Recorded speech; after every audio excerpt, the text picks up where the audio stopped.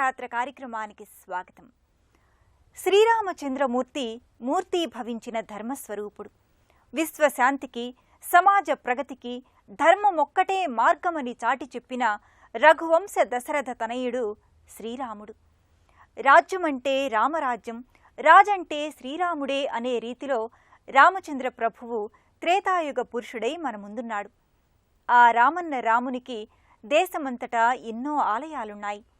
వాటిలో కోసల రాజ్యంగా కూడా చెప్పుకునే నేటి ఛత్తీస్గఢ్ రాజధాని రాయ్పూర్లో దూద్ధారి శ్రీరామ పంచాయతన మందిరం పరమ విశిష్టమైంది.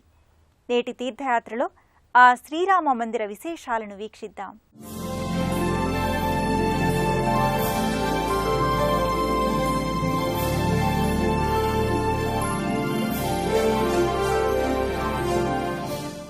త్రేతాయుగ విష్ణుస్వరూపుడైన శ్రీరాముడు అనేక క్షేత్రాలలో నెలకొని సకల జనుల ప్రియదైవమైనాడు. ఉత్తర భారతాన అయోధ్యలోనే కాదు, దేశం నలుమూలలా ఊరు ఊరున వాడవాడన రామమందిరాలు వెలిశాయి. శ్రీరామచంద్రమూర్తిని ఊరు వాడ ప్రతిష్ఠించుకొని కొలుచుకుంటున్నారు భక్తులు. అలా రాముడు కొలువవ్వని ఊరంటూ లేదు. మధ్యప్రదేశ్ ఒడిలోని నూతన రాష్ట్రం ఛత్తీస్గఢ్ రాజధాని రాయ్పూర్లో కూడా ఒక ప్రసిద్ధ మందిరంగా విరాజిల్లుతోంది ఈ రామమందిరం.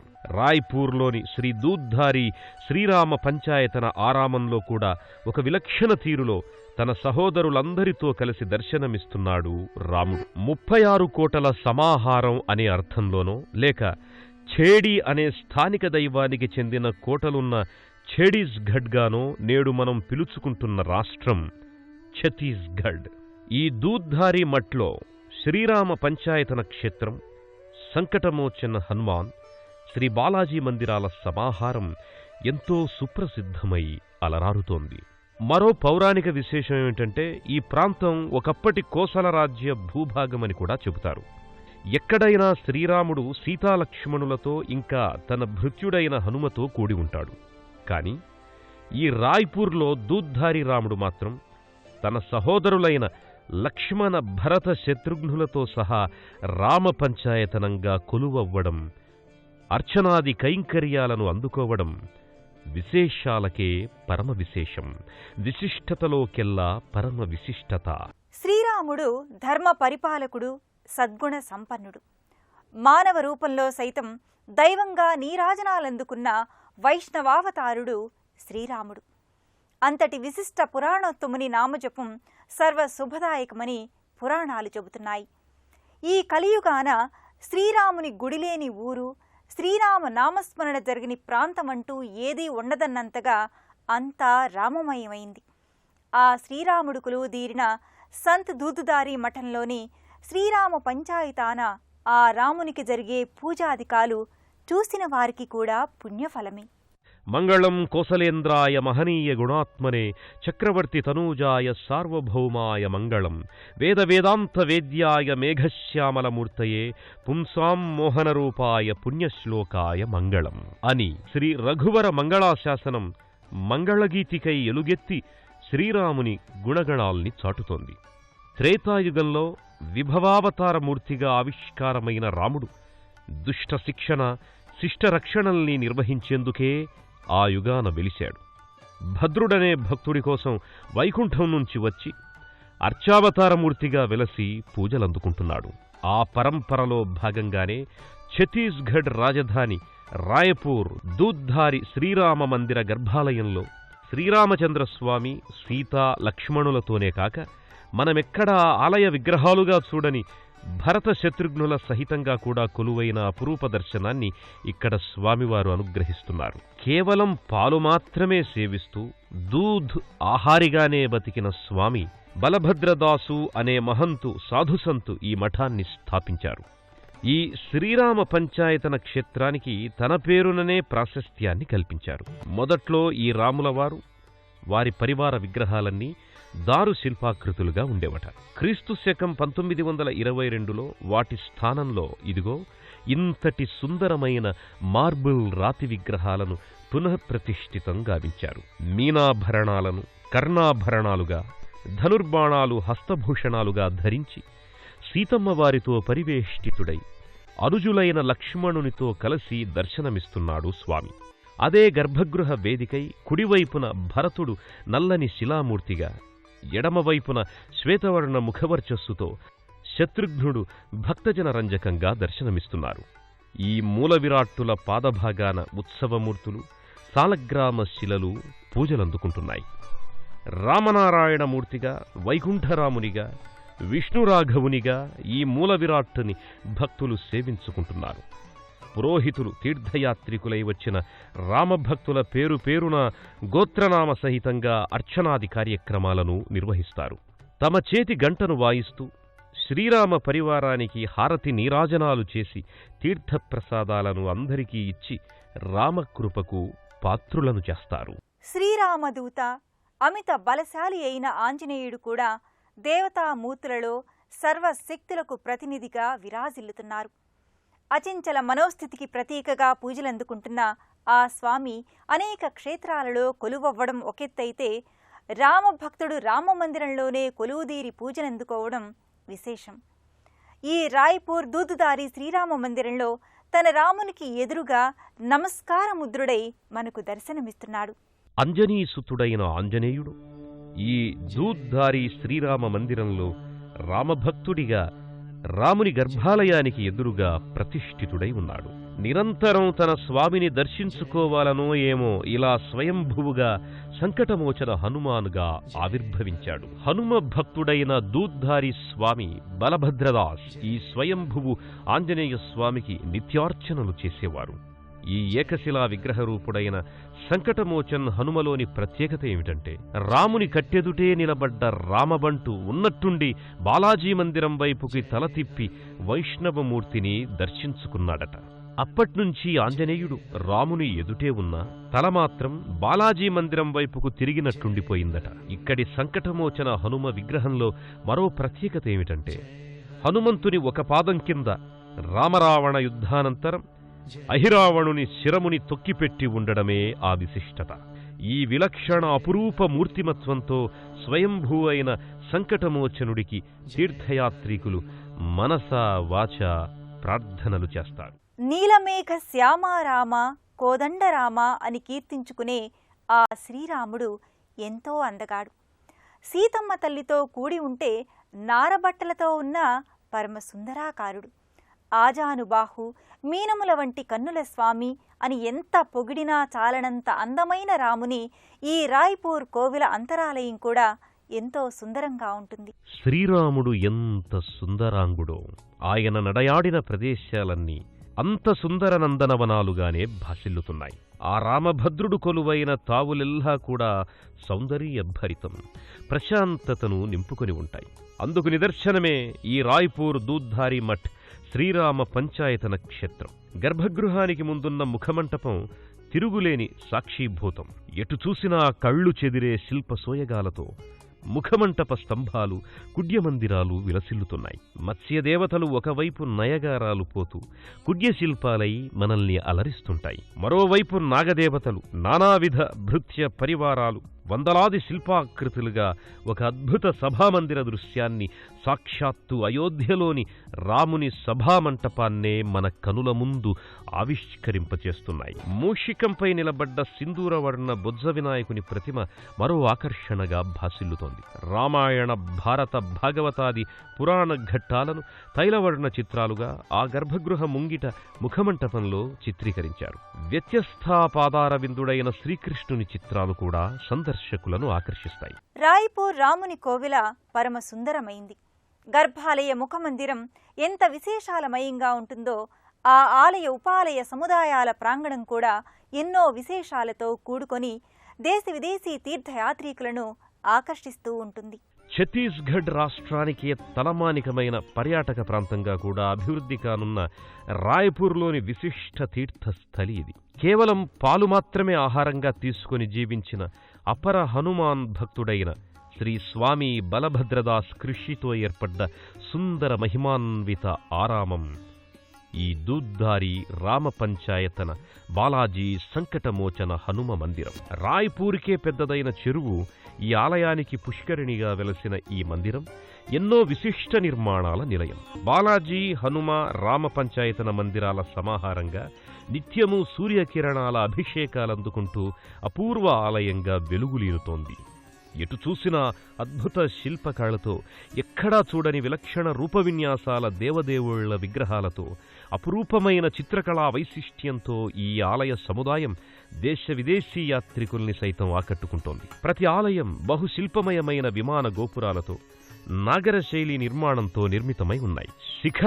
శిఖరాగ్రాన సుదర్శన చక్రాలు ఈ ఆలయ ఆగమ సంప్రదాయాల్ని ప్రకటిస్తున్నట్లుంటాయి. సింహద్వారం పైన విష్ణువు, విష్ణు పరివార దేవతలు శిల్పితమై ఉంటారు. యావత్తు ఆలయ నిర్మాణం ఒక అద్భుత రాజమహల్ని పోలి ఎంతో సుందరంగా గోచరమవుతోంది. ప్రదక్షిణా మార్గంలో మరింత విలక్షణావతారమూర్తులు కానవస్తాయి. గోధూళి వర్ణకుడ్యాలపై గోధుమవర్ణ శిలాకృతుల్లో రామాయణ, భారత, భాగవతాది పురాణ ఘట్టాలు సందర్శకులకు చిత్రలిపిలో చెబుతున్నట్లుంటాయి. తన ఎడమకాలిని నిటారుగా ఎత్తిపట్టి తన అరికాలిలో బ్రహ్మ ఉన్నట్లు విష్ణుమూర్తి విలక్షణ విగ్రహం ఇక్కడ కనిపించి సందర్శకులను అబ్బురపరుస్తుంది. పూరీ జగన్నాథుడు వంటి అపురూప దైవాలు కూడా ఈ కుడ్యాలపై కొలువుదీరి ఉన్నాయి. కింద వరుసంతా ఏనుగులు, సింహ, వ్యాళ తదితర జంతువులు ఉన్నాయి.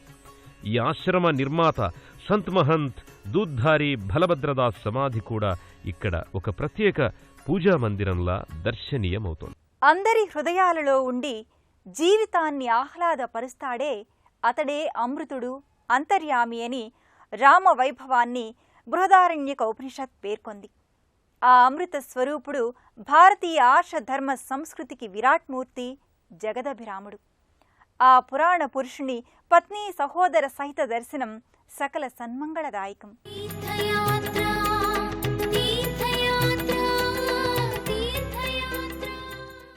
ధర్మానికి నిలువెత్తు రూపుడు శ్రీరామచంద్రుడు. ఏకపత్ని వ్రతానికి, పితృవాక్య పరిపాలనకు సజీవ పౌరాణిక సాక్షి శ్రీరాముడు. చక్కని రాజ్యమంటే రాముడేలిన రాజ్యమేనని చెబుతారు. సూర్యవంశ రఘుకుల తిలకుడిగా యుగయుగాలకు తరగని ఖ్యాతి అందుకున్నాడు. అవతార పురుషుడైన రాముడు కోదండ రామార్గా వెలిసిన దివ్య సన్నిధిని నేటి తీర్థయాత్రలో చూడబోతున్నాం. తమిళనాడులో ఆలయాల ఊరు కోయంబత్తూరులో శ్రీ కోదండ రామార్ దేవస్థానాన్ని వీక్షించి తరిద్దాం.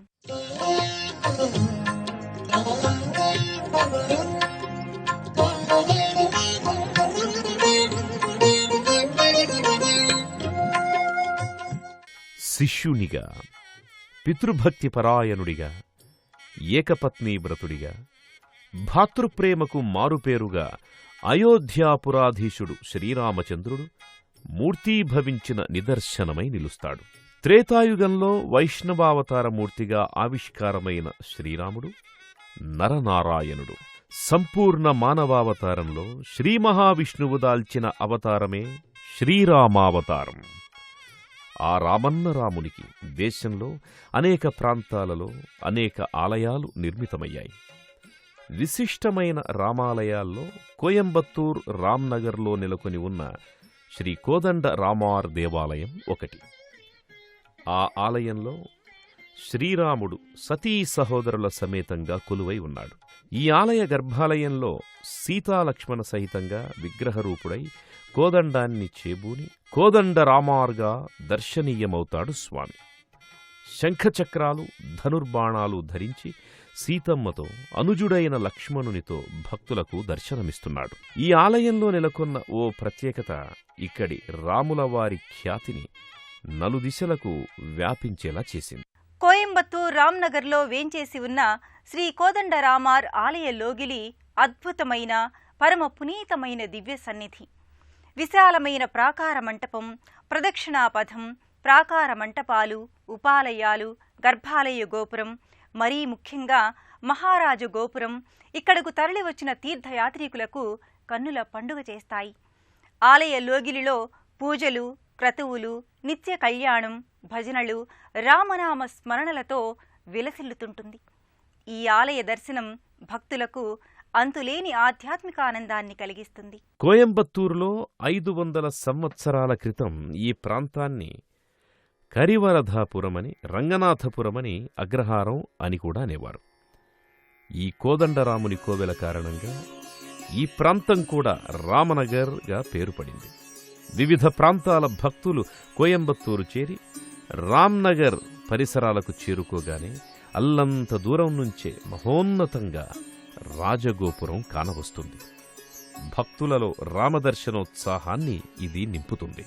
1914వ సంవత్సరంలో ఏర్పడిన రామ్నగర్ 1927వ సంవత్సరంలో 85 సెంట్ల ఆవరణలో కోదండరామునికి ఆలయం కట్టాలని నిర్ణయించుకున్నారు. 1933 నాటికి 53 అడుగుల ఎత్తైన మహారాజగోపురాన్ని నిర్మించి కుంభాభిషేకంతో ఈ భవ్య రామాలయం ఆవిష్కారమయ్యింది.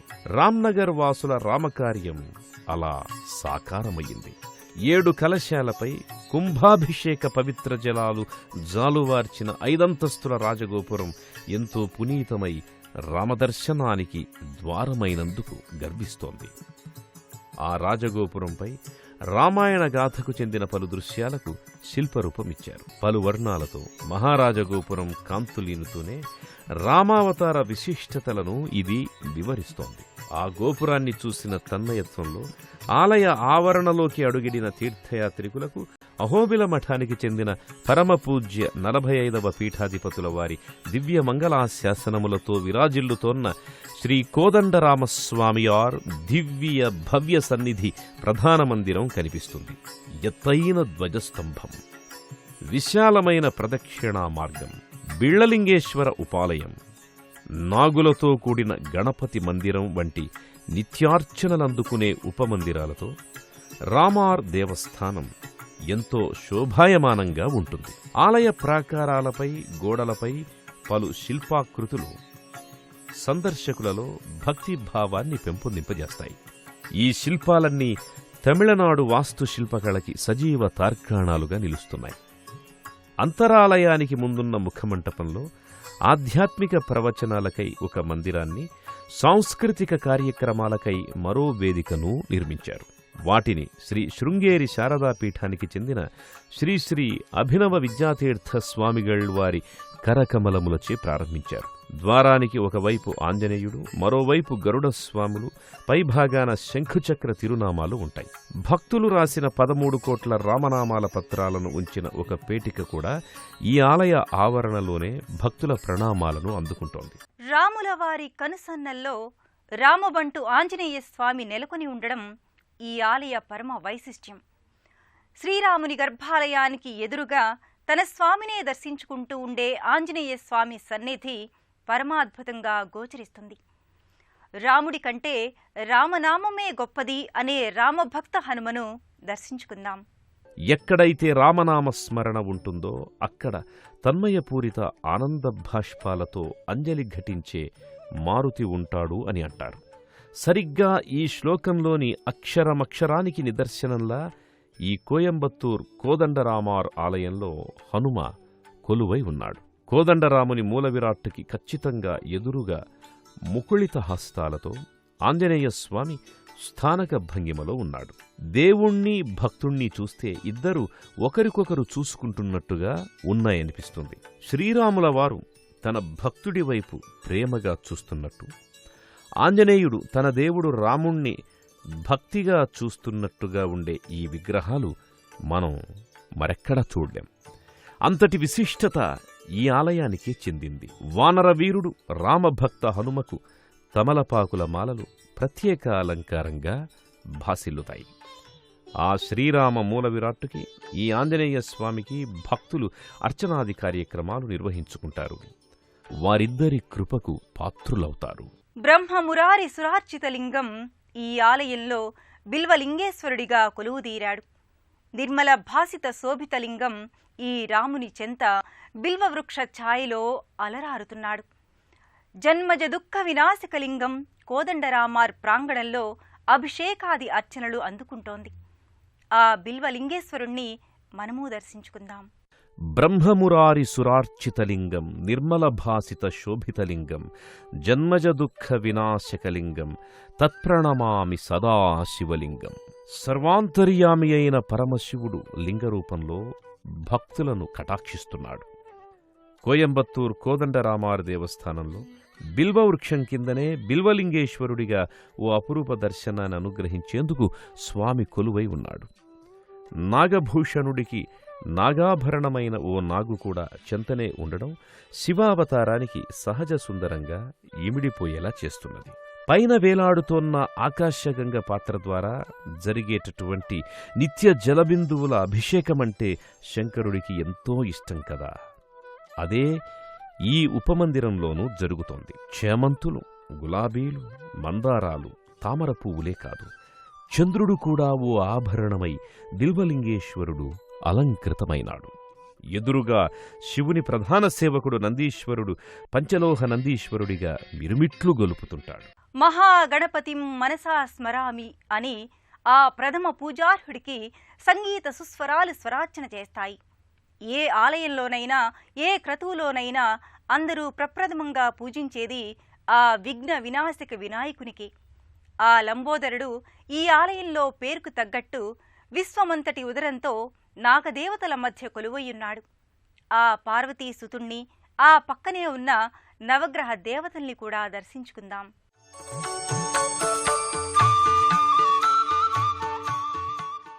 ఆదిత్యాయ చ సోమాయ మంగళాయ బుధాయ చ గురుశుక్ర శనిభ్యశ్చ శ్రీరాహవే కేతవే నమః అని నవగ్రహ స్తోత్రం పఠిస్తూ ప్రదక్షిణలు గావిస్తారు. ఇన్ని విశేషాలున్న ఈ కోదండరామస్వామి ఆలయంలో కొలువైన దేవతలందరి పర్వదినాలకు ఎన్నో కార్యక్రమాలు నిర్వహిస్తారు. తమిళ సంప్రదాయం ప్రకారం తిరువోణం తిథుల్లో క్రమం తప్పక సుదర్శన మహాయాగాన్ని నిర్వహిస్తారు. శ్రీరామనవమి ఈ దేవాలయంలో 10 రోజుల పాటు జరిగే ప్రధాన మహోత్సవం. ఆధ్యాత్మిక ప్రవచనాలు, లక్షార్చనలు, సీతారాముల కళ్యాణం తదితర క్రతువుల్ని శోభాయమానంగా ఇక్కడ నిర్వహిస్తారు. కార్తీక దీపజ్వలనం, వైకుంఠ ఏకాదశి, హనుమాన్ జయంతి కార్యక్రమాలను కూడా చేస్తారు. ప్రతి మాస పౌర్ణమి నాడు సత్యనారాయణ స్వామి వ్రతాలు జరుపుతారు. ఉద్యోగ, వృత్తి, వ్యాపారపర వివాహ సమస్యలు, పిల్లల సంక్షేమార్థమై భక్తులు తమతో పాటు తెచ్చుకున్న కొబ్బరి బోండాలు పూర్ణ ఫలాలుగానే పూజలో ఉంచి తమ ఇళ్లకు తీసుకుని వెళతారు. తమకు ఇంతటి దర్శనాన్ననుగ్రహించిన ఆ కోదండరాముడు, ఆంజనేయస్వామి, బిల్వలింగేశ్వరుడు తదితర దేవుళ్ళు తమకు పునఃదర్శన భాగ్యాన్ని కూడా కలిగించాలని కోరుకుంటారు. జగదానంద కారకుడైన ఆ జగదభిరాముడు మనందరి హృదయాలలో ప్రతిష్ఠితుడై ఉంటాడు. ఆ ఆజానుబాహుడు, ఆ దశరథ తనయుడు, ఆ సీతాపతి కోదండాన్ని చేబూని కోదండరాముడై ఈ కోయంబత్తూరు ఆలయాన దర్శనమిచ్చి మన మనస్సులను రామమయం చేశాడు. ఆ రఘురాముని అభయహస్తం మనల్ని ఎల్లప్పుడూ దీవిస్తూనే ఉండాలని కోరుకుందాం. మరో క్షేత్ర సందర్శనంతో, మరో తీర్థయాత్ర కార్యక్రమంలో మళ్ళీ కలుసుకుందాం. అంతవరకు సెలవు. నమస్కారం.